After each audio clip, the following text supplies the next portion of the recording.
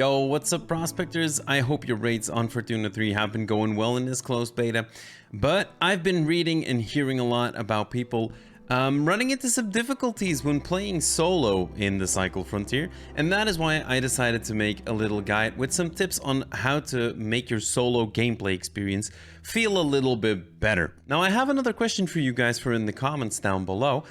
What do you do differently when you're playing solo? How do you adapt your playstyle? And if you're not adapting your playstyle, why not? If you want to help the channel grow, click on that subscribe button down below. And if this video was interesting to you, please consider leaving a like as well. But for now, let's dive in straight into becoming gods of solo runs.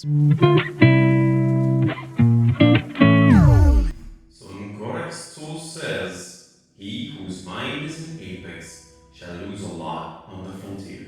The first big thing I want to talk about is how I see a lot of people coming into the game with a mindset of playing it like an arena shooter. Go fast, play flashy, play for max amount of kills. Let me burst that bubble for you, because this is a survival shooter and your main objective here is not to get as many kills as you can. Your main objective is surviving and progressing your quests, your account, your hideout, and all that stuff. You could stay in a server for a full 6 hours and kill 50 people. None of it is going to matter for your progression if that 51st opponent kills you.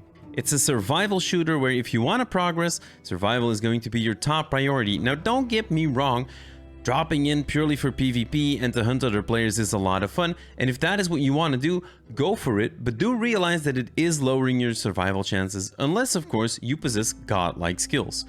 If you possessed godlike skills, you wouldn't be having issues with your solo runs and you wouldn't be watching my video anyway.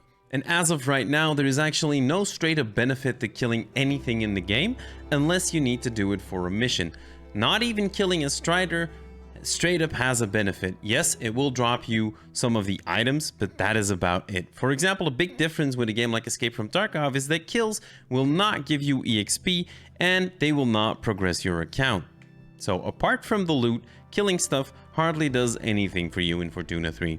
Which is why I would strongly suggest adapting your mindset to putting survival first instead of bloodthirst. Sun Corax Tzu says, "A prospector who listens is a prospector who understands, and those who understand will gain." Second major topic to talk about here, guys, is audio. When you're playing solo, audio is in your favor because every footstep and every sound that you hear that is not coming from your character, you can presume is hostile and prepare accordingly. Do not underestimate how much info you can pick up from just hearing things and from making sure that you learn to recognize every sound in the game.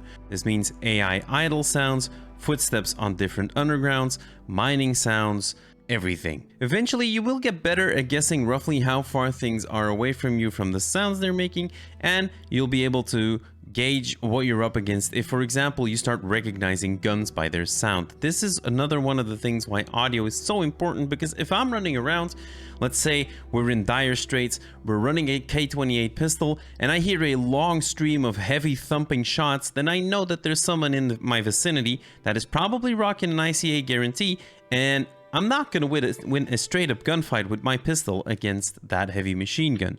So what I can do is I can either decide to disengage and leave the area and not risk anything, or I can try to set up an ambush because I'm going to have to get the drop on this player to win a gunfight, because straight up my gun just can't handle it.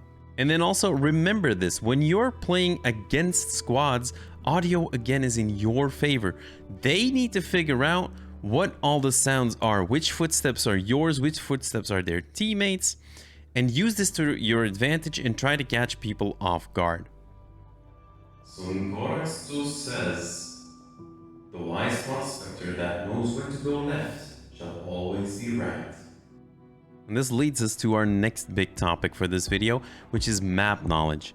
Know your maps, and by that I don't just mean know where you are on the map or know where this or that loot spawns. I know learn everything about a map. Learn which things you can climb up on, learn where you can safely drop down. All of this can help you in potential combat situations. Also, another big thing is try to learn where the hotspots are on the map, because some areas of a map will always be more interesting than others because they reward higher loot or because they have a higher population of enemy targets that need to be killed for certain items for crafting and stuff like that. So learn where those spots are on the map and act accordingly. It is, of course, also broader than that because you're going to have to learn where you can find certain items. Some items are more likely to spawn in certain areas or in certain types of container. A very common example of this is, for example, smart mesh, which was mostly only found in correlative related areas and containers. The main way to gain map knowledge is basically by playing the game and trying to climb up everything that you see and loot every container to figure out what you can find where. Remember, put a flashlight on your gun or use your regular flashlight that you have in dark areas and check every nook and cranny because you never know where the loot is hiding. Because one of the things that they did in this game, they made loot look extremely organic. Sometimes it's just lying around there and it looks like it's part of just the area and you don't even recognize at first that it is an actual item. So keep your eyes peeled for loot. Another great tool that you can use to get more map knowledge is a website called thecycledb.com, which is currently being developed by a Twitch streamer by the name of Rufio. So big shout out to Rufio here. They are working on making interactive maps for all of the maps in the Cycle Frontier, and the site is going to contain a lot more. It is still being worked on, so it's not fully completely yet, but you can already find a bunch of good information on there. So I would definitely recommend checking this website out. Now let's get a little bit more into the nitty-gritty about what to do when you're fighting a squad as a solo. Sun Corax Tzu says, float like Leafman, sting like Jeff with steel chair. Now the first big tip that I can give you when you're fighting against the squad is keep moving. Always try to keep moving. Move from cover to cover, but do not allow an enemy squad to pin you down because that is how they will outmaneuver you and kill you. Keep moving, keep them guessing exactly where you are. This goes back to the audio thing that we were saying before. Keep them confused. If they keep hearing things, they will not know exactly where you are. They will have a rough idea, but as soon as they know exactly where you are because you stop moving and they know where you are, you're done for.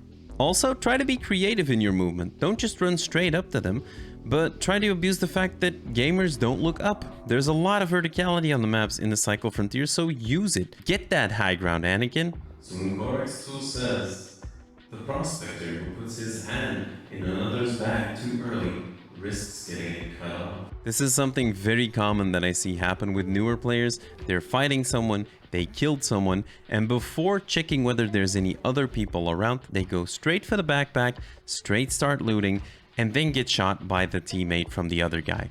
Looting is something that you do after the fight, not during it. Whenever you kill, look around, check the area, check the corners, check everything, and listen whether you hear anything before you go loot. Also, when you kill someone from a squad, make sure to immediately try and reposition because the guy that just died is probably giving his teammate comms about where you were shooting from. So that person is going to be looking in that direction or that spot where the guy was telling him. But if you manage to outmaneuver and flank him from the other side, that's going to be super beneficial for you. Sun Corax Tzu says, when you show your face and are met with a bullet, another way you must find. This is another classic FPS tip, but don't re-peek. If you're fighting someone and you peek and you take a shot, but you have to dive behind cover again, there is a good chance that the other person, unless you hurt him, will be holding that angle. So if you peek the same position, you're making it easy for them to get a shot off on you. So take a shot, reposition, take another shot, reposition again, take another shot, rinse, repeat until, well, you either kill them or you're dead. Sun Corax Tzu says, the wise prospector knows when his bed is better than the spoils of war. There is no shame in running away from a fight in a survival shooter. So learn when to disengage and run from a fight. Again, survival game. Don't get tricked into going into the mindset. Keep your ego out of it. You don't need to take every fight. If you're loaded up and you've got a bunch of quest items on you and you see an opportunity to get away from a fight, get the hell away. You'll enjoy the game a lot more when you're progressing and when you're finishing quests and getting rewards and getting XP and stuff like that and unlocking higher tier guns than taking fights that you're losing, because that will leave you frustrated.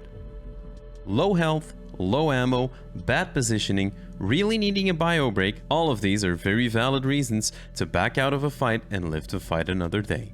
Sun Corax Tzu says, subscribe, like, and comment down below. Here we go. Those are my tips for a better solo experience in the Cycle Frontier. And I know that we kind of stayed with general subjects here and we didn't really go into depth into a lot of them, but I think these main concepts will really help you improve your solo experience. What I would like to do in the future is I would like to take clips from my stream where I died and analyze them, but those will be for future videos. Also, if you have interesting clips and you want to talk about them, or you want to see an analysis of them, feel free to send them my way, because I would love to take a look and try to advise you guys on what I would have done different in that situation. Now, as always, happy hunting on Fortuna 3, guys, and catch you in the next one. Bye-bye.